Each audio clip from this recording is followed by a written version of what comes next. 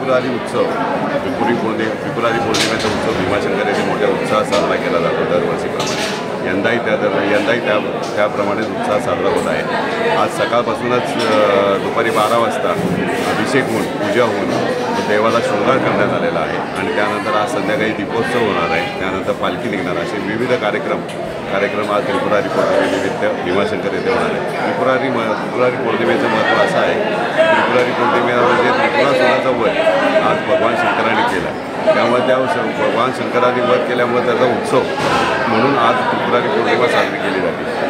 जो त्रिपुरारी राक्षसाचा जो वध दैत्याचा जो वध केला तो याच ठिकाणी केला असल्यामुळे या भीमाशंकरमध्ये त्रिपुरारी पौर्णिमेला खूप मोठ्या प्रमाणात महत्त्व आहे। या निमित्ताने आजूबाजूच्या पंचक्रोशीतली आणि आजूबाजूची मोठ्या प्रमाणात भाविक या दिवशी येत असतात आणि दीपोत्सवात संध्याकाळी होणाऱ्या दीपोत्सवात आणि पालखी सोहळ्यात सहभागी होतात।